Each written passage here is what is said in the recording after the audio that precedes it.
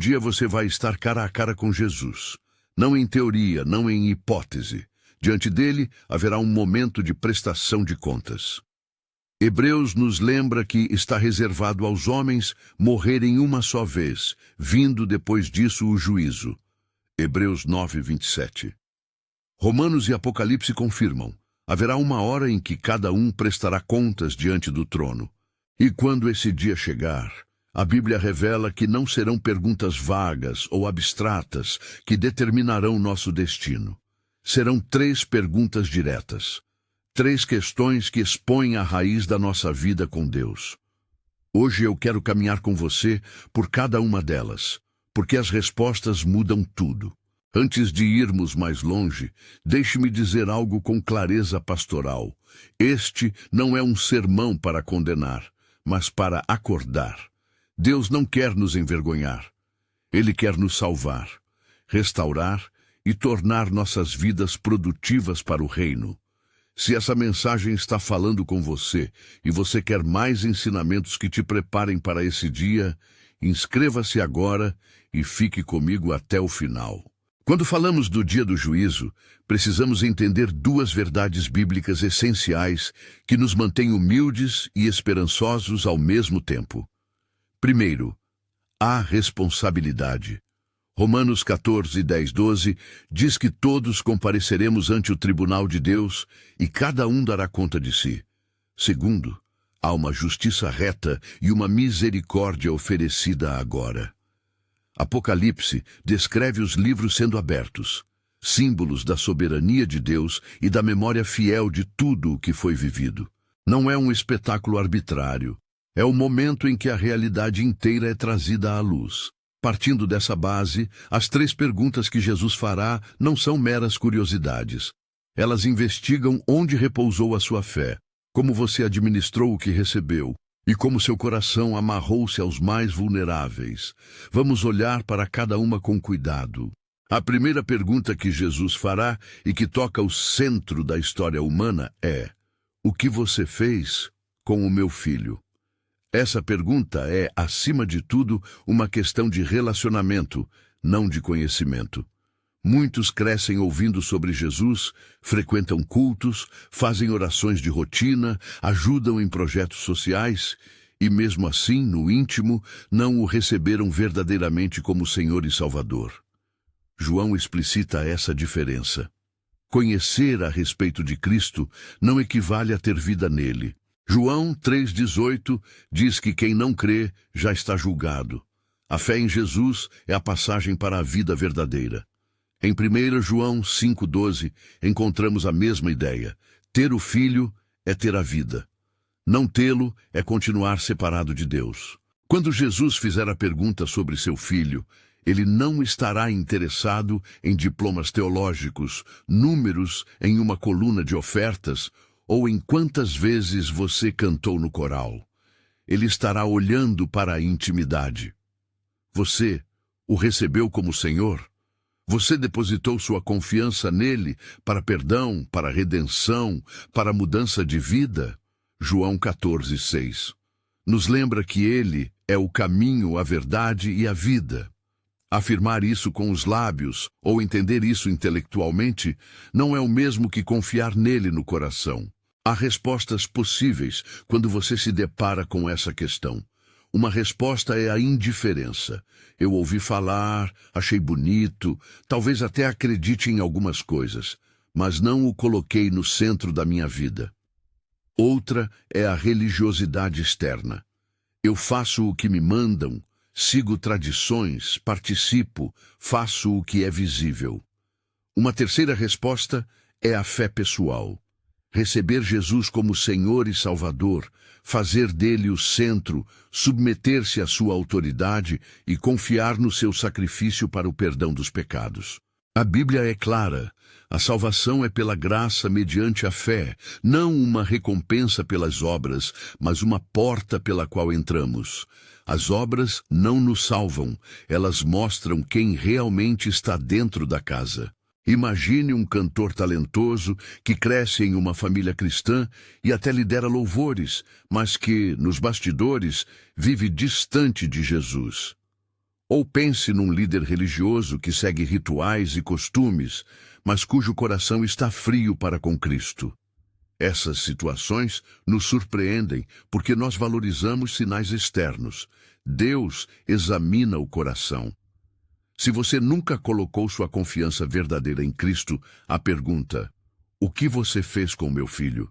Pede uma resposta honesta hoje. Não se trata de conferir uma lista de atividades, mas de verificar a intimidade. Você o recebeu ou apenas o carregou como um rótulo confortável? A segunda pergunta é prática e pastoral. O que você fez com o que eu lhe dei? Jesus, ao contar a parábola dos talentos, ou das minas em outra versão, deixa claro que Deus dá responsabilidade, dons, oportunidades, recursos, capacidades e espera fidelidade. Em Mateus 25, os servos que multiplicaram receberam aprovação. Aquele que enterrou o talento recebeu reprovação. A questão não é apenas quantidade. Um talento investido e multiplicado mostra confiança no Senhor e disposição para colaborar com o reino. Um talento escondido revela medo, preguiça ou uma visão errada de Deus. Lucas 12:48 introduz um princípio pastoral. A quem muito foi dado, muito será exigido. Isso não é uma lei de méritos para a salvação, mas uma descrição de responsabilidade para quem já pertence a Cristo. Se você recebeu dons, música, ensino, administração, generosidade, carinho, Deus não pergunta apenas se você sente gratidão. Ele pergunta se você foi fiel na gestão desses recursos. Fidelidade pode significar coisas variadas.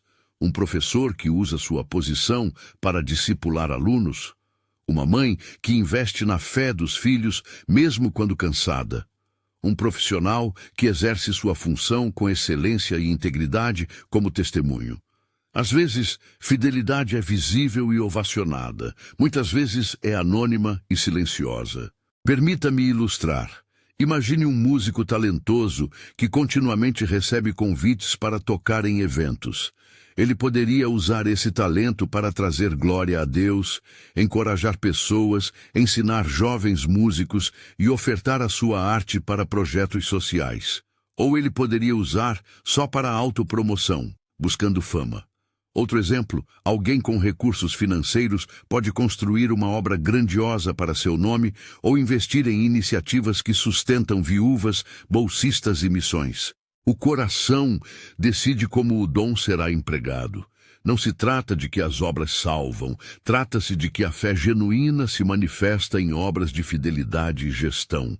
Há também as motivações escondidas. Na parábola, um servo enterra o talento por medo. Medo do patrão, medo de errar. Mas a vida cristã pede coragem para arriscar em favor do reino. E quando alguém falha, há sempre espaço para arrependimento e recomeço.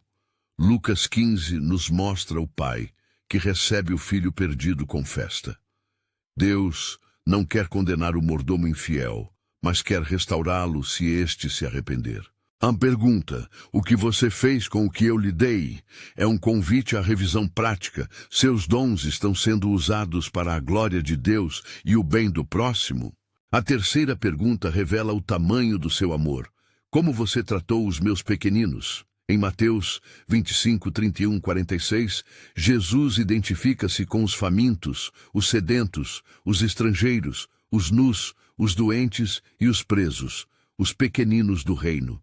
Não são categorias sociais apenas, são oportunidades concretas de amar. Jesus é enfático.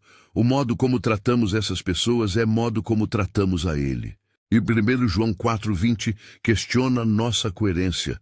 Se alguém diz amar a Deus, mas odeia o irmão, é mentiroso. O amor por Deus se mostra no amor por quem Ele ama. Quem são os pequeninos? São órfãos, viúvas, pobres, familiares marginalizados, prisioneiros, pessoas com doença ou deficiência, refugiados, alguém que cruza o seu caminho num dia de necessidade. Às vezes, são vizinhos que ninguém viu. Outras vezes, pessoas que incomodam seu calendário e suas preferências. Amar os pequeninos não é um manifesto público para autopromoção, mas serviço real e humilde. Pode ser levar uma cesta básica, visitar alguém internado, ouvir um adolescente em crise, pagar uma conta que não é sua, ou simplesmente abrir espaço na sua agenda para quem precisa. É importante frisar: amar os pequeninos não é um caminho para comprar salvação. Não podemos confundir causa e efeito. A Escritura nos diz que a fé verdadeira produz amor prático. Se sua vida é marcada por apatia diante do sofrimento alheio, isso pode revelar uma fé superficial. Não porque obras salvam, mas porque a fé que salva transforma. E se você já faz obras, ótimo. Mas pergunte a si mesmo: por que faço? Para agradar a Deus, para ganhar reconhecimento humano, para acalmar a própria consciência? O motivo importa. Agora quero conduzir você a uma autoavaliação honesta. Permita-se algumas perguntas. Responda internamente, sem pressa, sem justificativas superficiais. Primeiro, quando Jesus perguntar: o que você fez com meu filho? Qual será a sua resposta? Você o recebeu como Senhor no centro da sua vida? Você confia nele para perdão e direção? Você vive dependendo da graça ou se apoia em suas próprias obras? Segundo, quando ele perguntar: o que você fez com o que eu lhe dei? Que exemplos concretos você terá? Onde investiu tempo, talento e recursos? Houve riscos de fidelidade ou você optou pelo caminho seguro de enterrar o dom? Terceiro, quando vier a questão: como você tratou os meus pequeninos? Quais rostos vêm à sua memória? Quem tem sido sua prioridade prática no amor, os poderosos ou os vulneráveis? Se ao responder você percebe incoerência, talvez tenha fé apenas em teoria, talvez tenha enterrado talentos por medo, talvez tenha negligenciado os necessitados, saiba que a porta da graça continua aberta hoje. Deus chama ao arrependimento com compaixão. Não é uma convocação para a culpa que paralisa, mas um convite para retorno que liberta. Se você sente que nunca recebeu verdadeiramente a Jesus como Senhor, quero te convidar a uma oração simples agora. Não é mágica, é um ato de fé e de entrega. Se quiser, repita comigo no seu coração ou em voz baixa: Senhor Jesus, reconheço que sou pecador. Peço que me perdoe. Creio que tu morreste por mim e ressuscitaste para me dar vida. Entrego minha vida a ti. Seja meu Senhor e Salvador. Ajuda-me a viver para ti.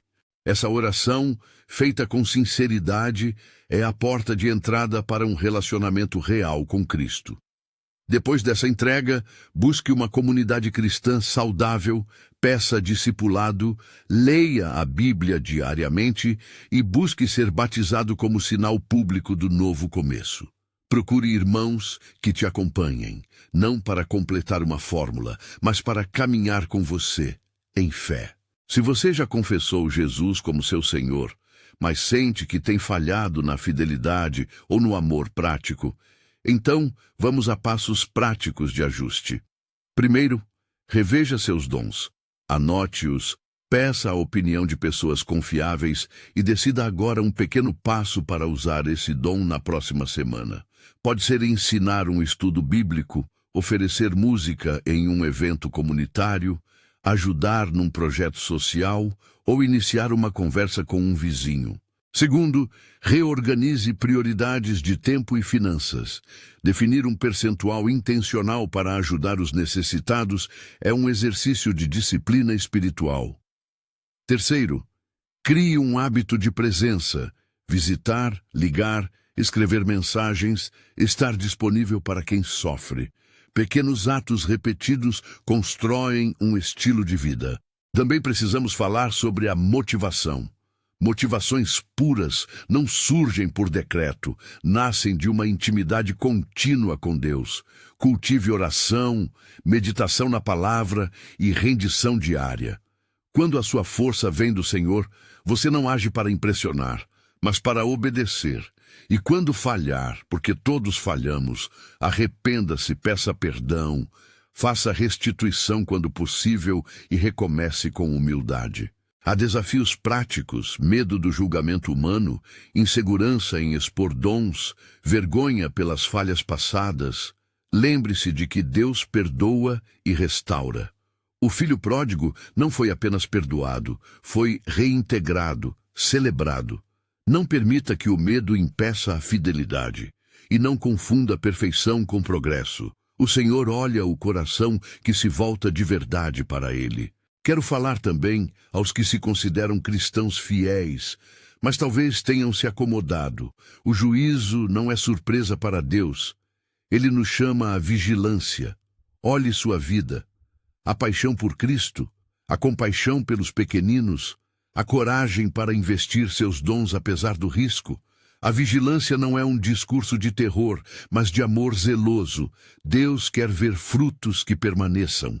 Não somos chamados a um desempenho para merecer, mas a um testemunho por gratidão. Antes de fechar, quero oferecer uma oração curta de entrega e reconciliação para aqueles que desejam responder hoje. Se você deseja abrir seu coração, acompanhe esta oração em seu interior. Senhor Jesus, reconheço minha necessidade. Peço perdão pelos dias em que fui indiferente a Ti, por tudo que enterrei por medo e por cada vez que negligenciei os pequeninos. Entrego minha vida a Ti. Torna-me fiel com o que me confiaste. Dá-me olhos para ver os necessitados e coragem para agir. Guia-me para uma comunidade que me ajude a crescer. Em nome de Jesus, eu oro. Amém.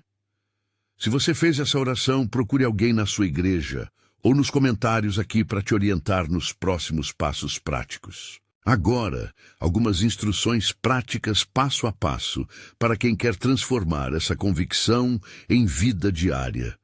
Primeiro passo: confirme sua fé publicamente em uma comunidade local. Procure uma igreja que prega a graça de Cristo e que viva em amor prático. O batismo é um momento simbólico muito recomendado como declaração pública de fé. Informe-se e prepare-se com líderes. Segundo passo: descubra e anote seus dons. Pergunte a amigos e líderes: em que eu sirvo bem? Em que as pessoas dizem que eu sou útil? Terceiro passo: estabeleça um compromisso simples e concreto. Dedicar tempo semanal para serviço aos necessitados, ou começar um projeto de alcance social com sua igreja. Quarto passo: renda seu tempo diário a Deus, oração, leitura bíblica e comunhão, porque a fidelidade brota da intimidade. Quinto passo: compartilhe a sua história. Testemunhar não é exibir perfeição, mas relatar a obra de Deus em sua vida. Ao fazer isso, você multiplica a fidelidade. Não menos importante, ensine as próximas gerações. Uma mãe que discipula filhos, um mentor que investe num jovem, um professor que ora com seus alunos. Essas ações têm impacto eterno. Assuma a responsabilidade onde você pode influenciar positivamente. E lembre-se, pequenos atos repetidos, quando alinhados com fé, geram frutos que permanecem. Também convém lembrar que a misericórdia é para todos. Talvez você esteja assistindo e já tomou a decisão certa há muito tempo. Louve a Deus por isso e pergunte: como posso redobrar amor e fidelidade hoje? Talvez você tenha respondido: eu recebi Jesus, mas ainda não abraçou o ministério de generosidade. Há espaço para avançar sempre. Se você sente chamado a liderar, treinar outros ou simplesmente amar mais, peça sabedoria e comece com humildade. Chegou a hora de um apelo final. Qual será sua resposta quando as 3 perguntas ecoarem diante do trono? O que você fez com meu filho? Responda com fé.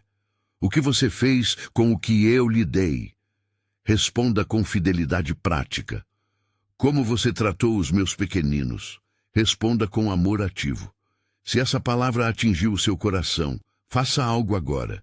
Declare nos comentários: eu estou pronto. Não deixe essa como mera emoção do momento.